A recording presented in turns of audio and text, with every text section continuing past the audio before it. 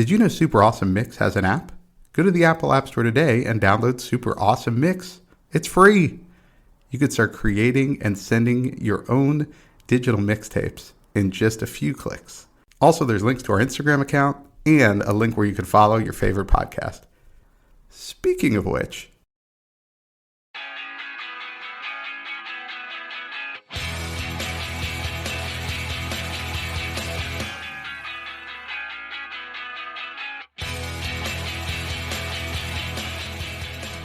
welcome back to another Super Awesome Mix. My name is Matt Sidholm, alongside my co-host and co-founder of Super Awesome Mix, Samer Abu Salbi. Samer, how we doing today?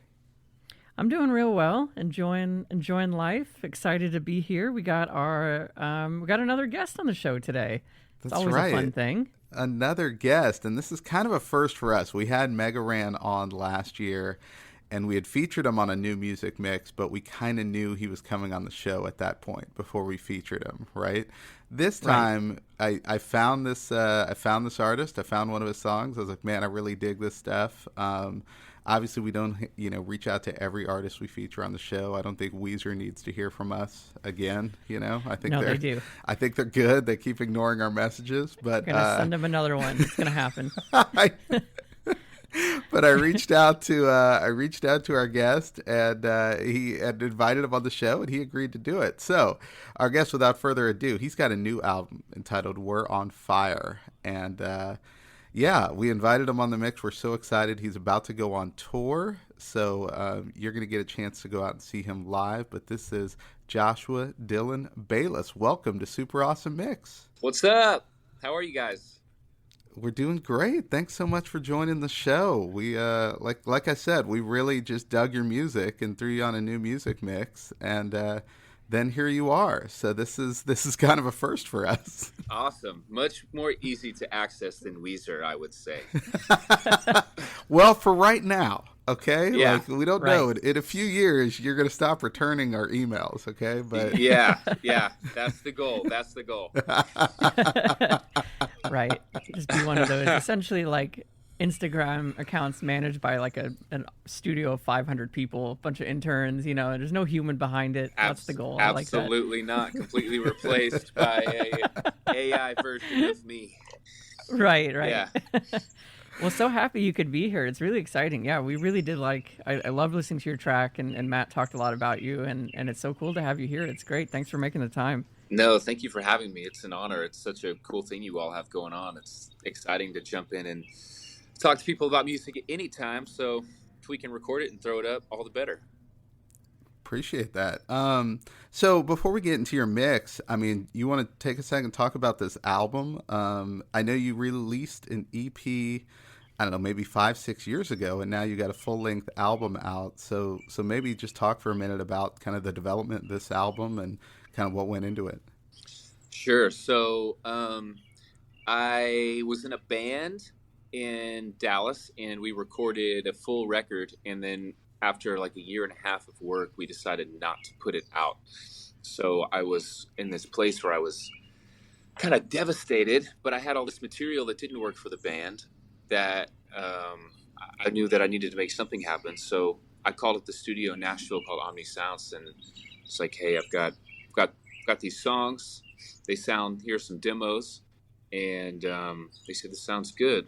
Come out here and let's try a few tracks out. So came out to Nashville, recorded 3 songs. I liked the way they sounded, and was excited enough about the experience, and was in the right place at the right time where I was like, I'm just going to move to Nashville and continue to pursue music, but do it out here. So that started in 2019, and the pandemic delayed things, but the record's out now. It's called We're on Fire, and it's I'm not good at describing it personally, but it's all kinds of stuff. There's love songs, there's existential stuff on there. I guess it's indie rock, but yeah, it was a blast to make, and finally this Friday we're going to get to take it on the road, so I'm excited for that. That's so cool. I love that. Yeah. Well, congratulations on getting that all together. That's something.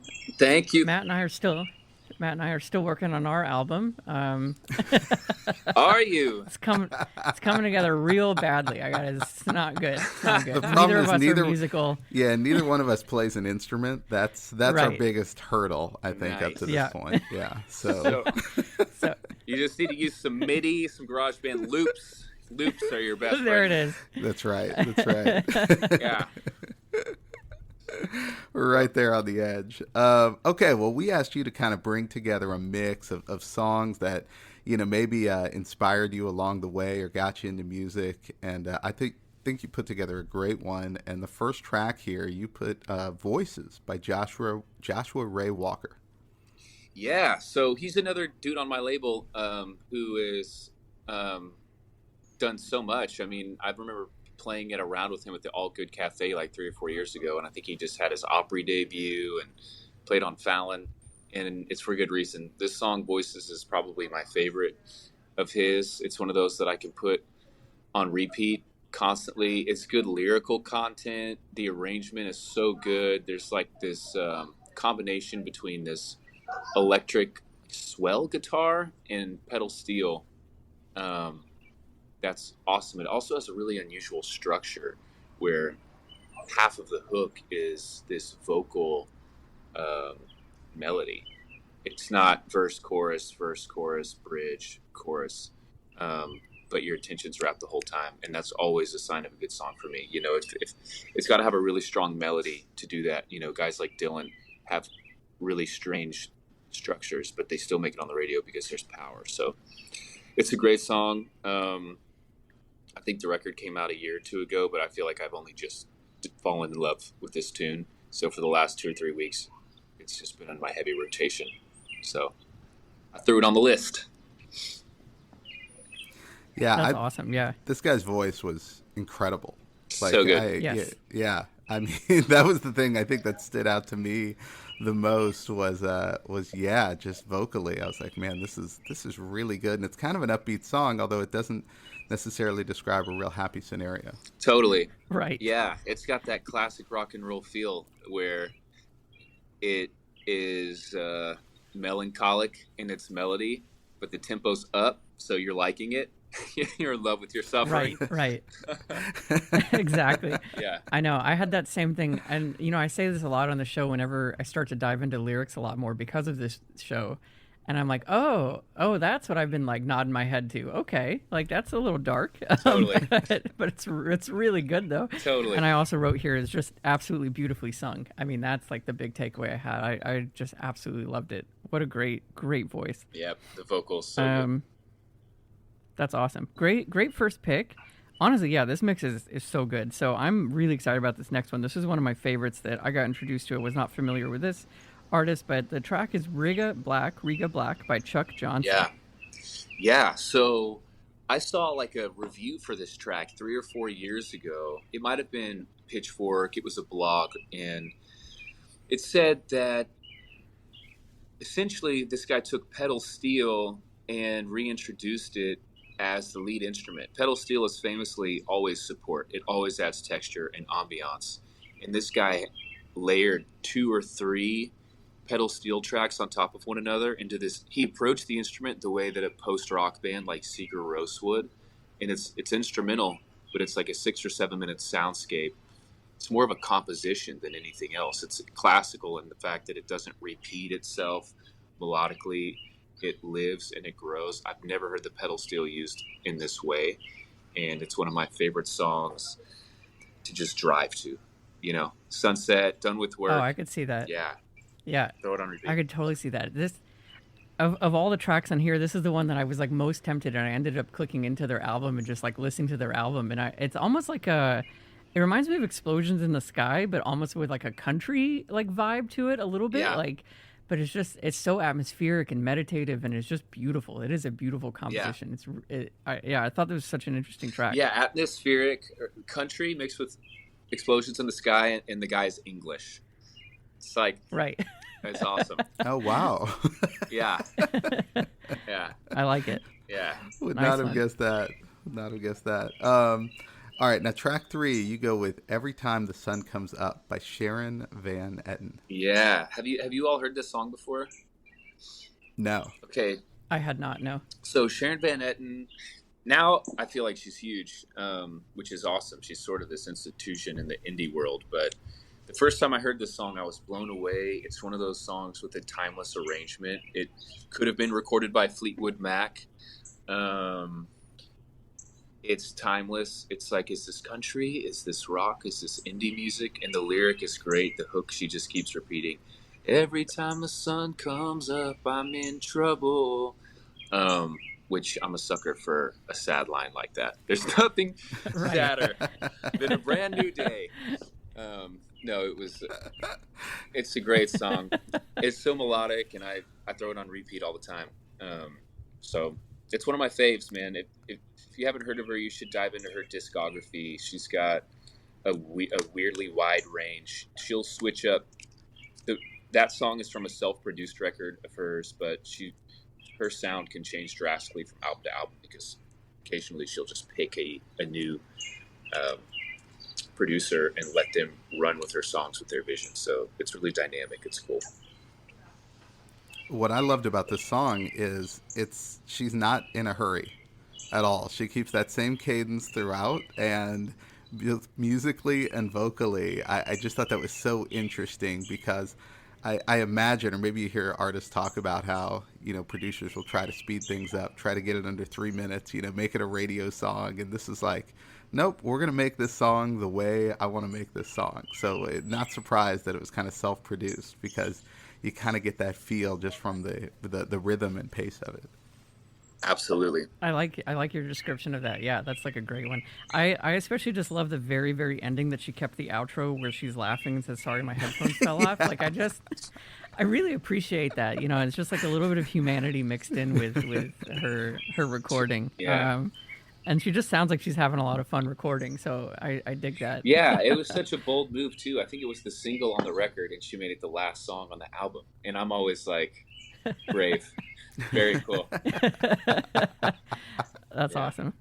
All right, well, let's move on ahead. Track 4, you've got Motion Picture Soundtrack by Radiohead. Yeah, this is a song, so cliche. I love Radiohead. And I listen to this song all the time. Tom York's vocal is great. They're one of those weird bands where you can never cover their songs because everything they do is completely original. The arrangement on this is weird. He's using that organ. He breaks into that falsetto. It's also the last track on that record. I think it's Kid A, right? And I love the line, "I will see you in the next life," is such a cool way for a record to go out. So, love that song. Yeah, this was a really cool one. I just thought, like, musically, I just like Tom York's voice kind of, is there, and then there's all these things coming in and out of the background, right? Like these different instruments and different sounds. I thought that was just so cool. Absolutely. Yeah, it was like such a haunting track too. I just feel like it was it's so good. I did not know this one, and I was actually laughing to myself. I was like, I'm really glad I didn't know this during kind of like the dark days of the pandemic because I would have put this on repeat and been really extra depressed. Yeah. Yeah. Because it is it's one of those tracks. It's really beautiful though. It's not nice the soundtrack to a rom-com. That's not the motion picture you're referring to here. Not at all. Yeah. No, not at all. To a film that wants to make money, that's for sure. Yeah. Right. All right, track 5. You go international on us here, and I know I'm going to screw this up, which I think is why Sammer had me read this one off. Is it Guan Dagin? I have no idea. Okay. Perfect. Yeah. All right, you can't even correct me. It translates to good morning. I know that. Good morning, yeah. It translates to good morning, and it's Sigur Rós. Awesome. Well, you're already educating me. So yeah, this band, if anybody's new to Sigur Rós, I don't know if that's how it's pronounced. That's how I read it in my mind. All good. They are this post-rock band from Iceland, and they make up their own words. They speak in some form of tongues, which the lead singer Jonsi calls Hopelandic, which is wild. Very easy to make fun of, but I love it. So the language, most of these lyrics, they're not even real words, which you wouldn't know because he sings with this Icelandic accent. You assume it's another language. It's not. And I think his philosophy behind that whole movement is just that it leaves more room for the listener to impose their meaning on the track whenever they're listening to. But this was a song I'd never heard music like this before. And when I was like 9 or 10 years old, my dad gave me his old iPod, and it was preloaded. And I remember taking the train from Plano, Texas, like 30 minutes south to Dallas. My mom would drop me off, my dad would pick me up, and I'd spend the weekends with him. And I just have clearly these distinct memories of being like 10 years old, hearing this weird song with words I don't understand, looking out the window, like my head on the glass. Um, it was just one of those tracks. I love the acoustic melody. It's so pretty, and they don't really even have a genre. I've never really heard music like what they make, so Right. it's cool. Oh, I'm like so happy you just described how you listen to them because my notes literally here is like, I feel like I should be floating 15 feet off the ground or flying in a plane looking out the window. Like I think that that's exactly like the mood that they bring with all of their tracks. And yeah, I just feel like it's like a soundtrack song, you know, if you just kind of like you said, I think you impose your own kind of like vision to it. And I think that that's what makes their music so beautiful. So for me, yeah, I'm just imagining myself like, you know, walking along and maybe it's like a sad part of it, but there's like a little bit of hope in it. Like I just think that they bridge that line so well. It's a really beautiful track. I love them.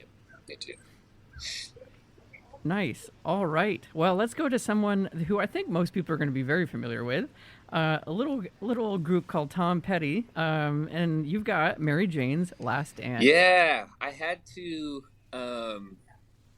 I wanted to pick some classics, some formative stuff. Like when I was in fourth grade, I was given this box set of Tom Petty anthology through the years, and this was this man I'd never heard of in my life. And I put these songs on repeat, and there obviously it was just hit after hit after hit. And I think if I had to name one song that was the most repeated through my life, when I was a kid, I was obsessed with Mary Jane's Last Dance. Every road trip, ad nauseum, I could put this song on for hours on end and listen to the riff, and I loved it. It's good old fashioned rock and roll, so it's a classic. Everybody knows this song. Is one of their biggest hits in the '80s, but it's just probably seeped into my subconscious in ways I don't even understand. I love the song. Yeah, this is a great one. It was great to see this one on here.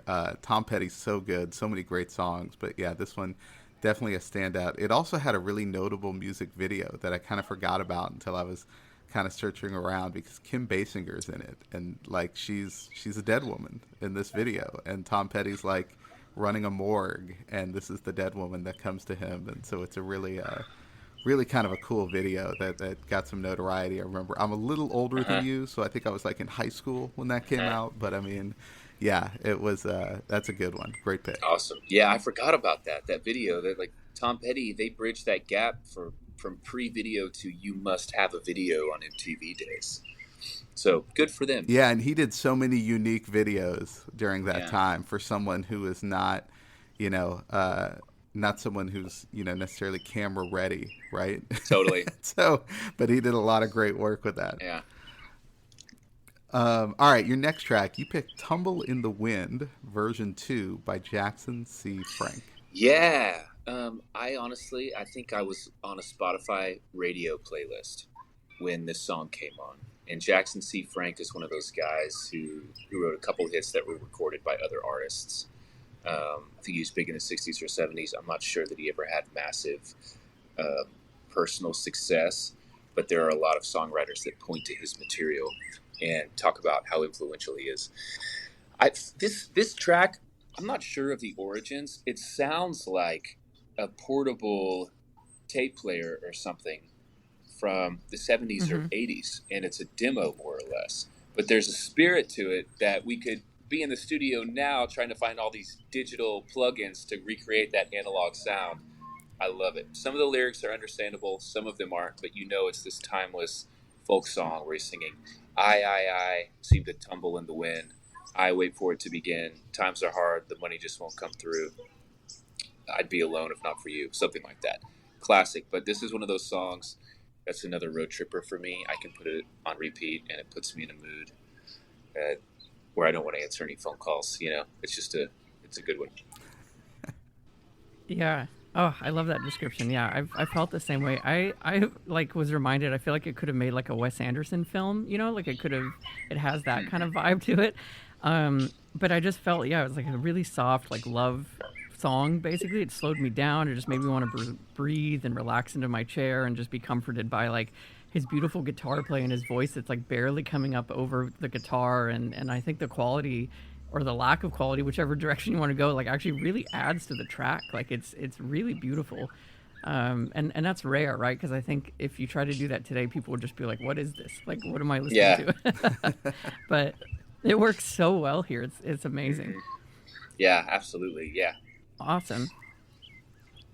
All right. Well, track 8, you've got "Look at Miss Ohio" by Jillian Welch. Yeah, another song with a really interesting lyric.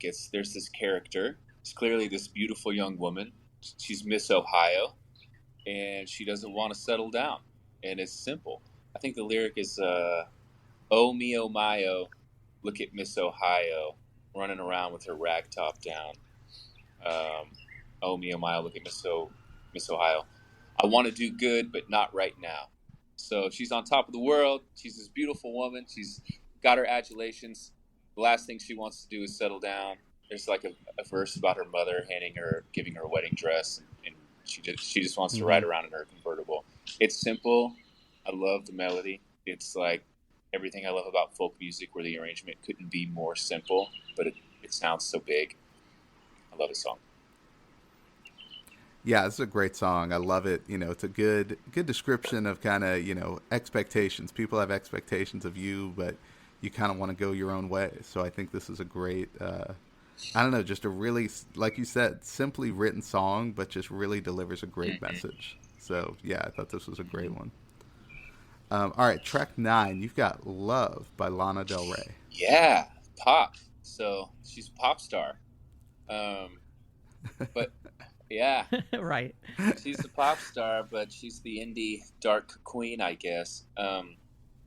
This is like my favorite song from her. I love her stuff. I think her melodies are so original. She's, unique in the mainstream. I think she's not just all sex all the time or all whatever all the time, which is great. There's a place for that, but I love this song. It's sort of just telling a coming of age tale. You get all dressed up to go nowhere in particular is such a feeling that I remember from high school. Oh my gosh. Yeah. That was the lyric I called out here too. Yeah. Isn't that Felt so that good? so It's hard. like it's Friday night.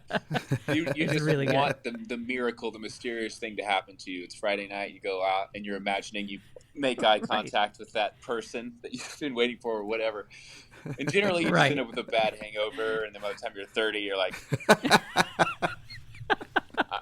yeah. Right.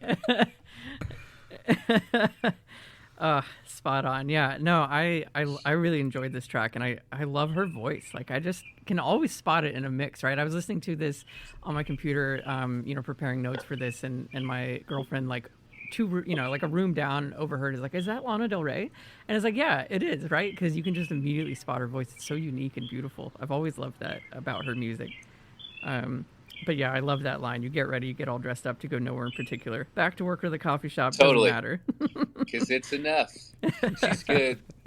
Yeah. Because it's enough. She's great. Her lyrics are so good and so simple. And she's somebody who's just in love with the world and life. And she's able to put that yearning, that unquenchable thirst for experience into her music. She does that better than so many people. I love it.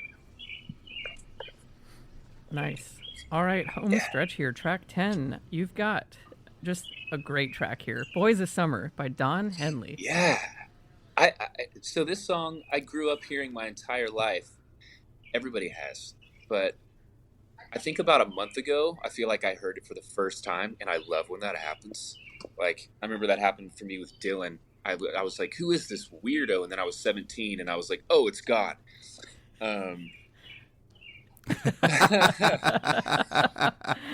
This melody That's is so great. good. I had no idea. So I did some research on it. The guitar player for Tom Petty, I can't remember his name, is the one who wrote this guitar part, and it was a demo. And Jimmy Iovine was looking for tracks for Don Henley.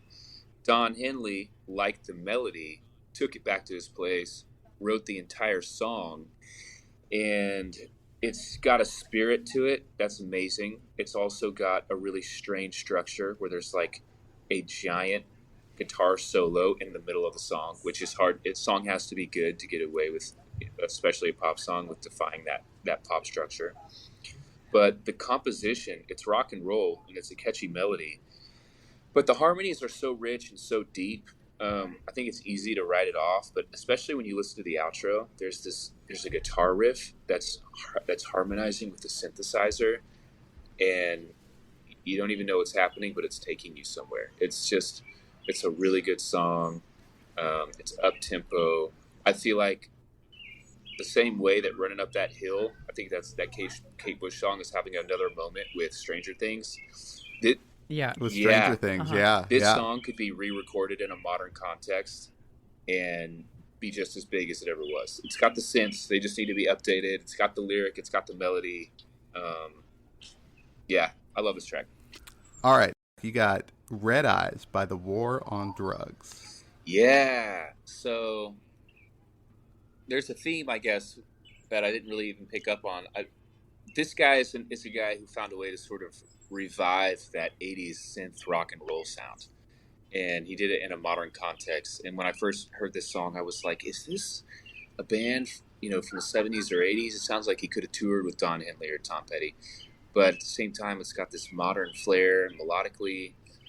I remember the first time I heard this song, I fell in love with this band. I fell in love with this record. Red Eyes is so good. There's a slow build to this guitar riff, which is really the hook. It's not even so much the vocal melody as it is the riff. I think it hits at like 130 or 145. He makes you wait for it, but it's just good. It's just good old-fashioned rock and roll. He's got the best tone, guitar-wise, of anyone around right now. If you look at his pedal board or watch his interviews, he's got like 150 pedals in front of him at any given time, and he's constantly changing everything. I mean, you could never recreate it. I love this guy. I love this track. This was, I think putting it right next to The Boys of Summer, like, really made that connection to the 80s for me. Like, so hearing these back to back, I was like, wow. And The War on Drugs was a band, and maybe they were on a mix last year on an episode, or I just kind of stumbled upon them last year. But I really kind of started listening to them about a year ago, and I really liked their stuff, but I never really made that connection until they were back to back here with Don Henley, and that's when I was like, oh my gosh, this has got such a cool, like, 80s sound that's sort of updated. Yeah, it reminds me of like a combination between Bruce Springsteen and Arcade Fire. Like, they've got this big anthemic thing, but they've got that like backbeat 80s rock thing going too. So I like these guys. Yeah, Sammer, that sounds Nice. like it would be the perfect band for us. I feel like that's I know. I'm a big Springsteen fan. Sammer loves Arcade I like Fire. Arcade Fire, I think yeah. we finally found the Venn diagram sort of here that'll work for Right. us. Yeah, that's the overlap. That's so exciting. What a big moment for us here. I love that. All right. Well, here's another artist I'm certain would also be in that Venn diagram. We've mentioned him a couple times already in talking today, but Bob Dylan, and you got his track "Girl from North Country." Yep. Yes. I love Bob Dylan. Everybody does. How could you not? He's a strange enigma. This song is a classic. It's a folk song. It's him and his acoustic guitar. There's no greater test of metal for a track than if a man can sit alone in front of a microphone and play it one time and it can last 40 or 50 years. Good description of that. Yeah. It's amazing, right? Like, it's so incredible to think about that. Yeah, it's like this guy was there for 2 minutes and 30 seconds and said, "Sounds good," and walked out. Like, And 50 years later, everyone's still like, what an Right. incredible song. Yeah. This guy is. yeah, I'm like, I've never known that sort of effortlessness. I'm like, I can't trust a song is ready until I've bled out on the floor and lashed out at everyone around me. It's like, now I know it's ready. We all have our process. We all have our process. Yeah, that's right. mine. It's highly toxic. Yeah, it's a good song. It's a melancholic tune. I think there's the theme. I like those songs a lot. He what he does really well with heartbreak songs that I try to rip, not only for my music but my life, is there's always this tone of acceptance. It could be a really sad moment. It could be heartbreak, but there's always this sense of peace behind it all, which is almost like this God's eye view, this detached thing where, yes, this is happening and yes, it's okay. He's never melodramatic. That's Right. where I think it almost makes it sadder. The acceptance almost gives it more power. You're not like, I miss you, babe, and I'm up all night crying. It's like, that's when you're like, okay. But he finds a way to be detached and still have affection for this person where things went south. It's a great song.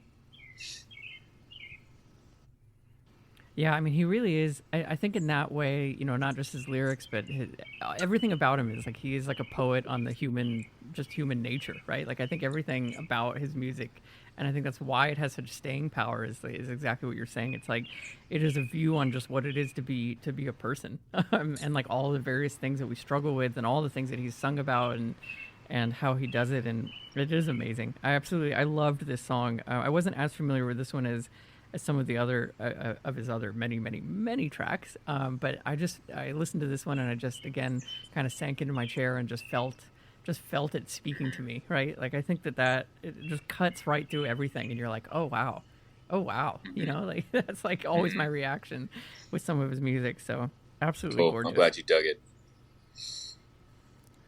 Well, there you have it, folks. Another super awesome mix for your collection. Okay, this one provided by our special guest, Joshua Dylan Balis. Josh, tell everyone where they can find you and find information about your tour. Yes.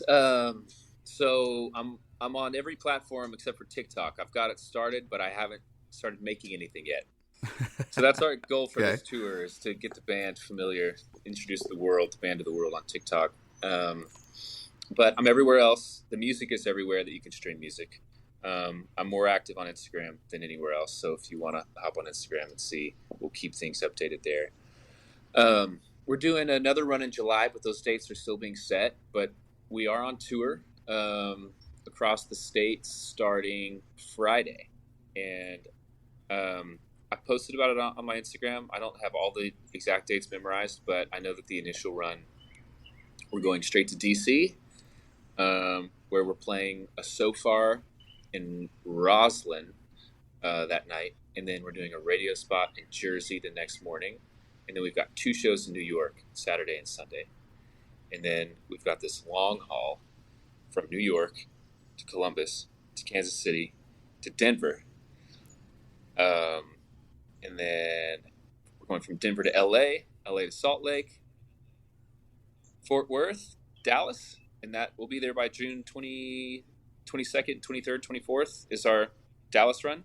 And then we're ending in Nashville. So it's going to be a big one. There's going to be a lot of time on the road. But Man, that's awesome. That sounds great. But yeah, I mean, we like we said, we love the album. It's called We're on Fire, so definitely check it out. I mean, stream it, and then check out those tour dates and go out and see them. But man, congratulations on the album, and thanks for coming on the show. No, it's been a pleasure. You guys are great to talk to. It's such a relief to talk about music other than my own. It's been a blast. Well, come on back anytime. We're happy to have you. Thanks again. And for the listeners out there, check us out at Super Awesome Mix on Instagram, and we'll get to work on our next Super Awesome Mix. So for Josh and Sammer, this is Matt, and we'll see you next time. Peace.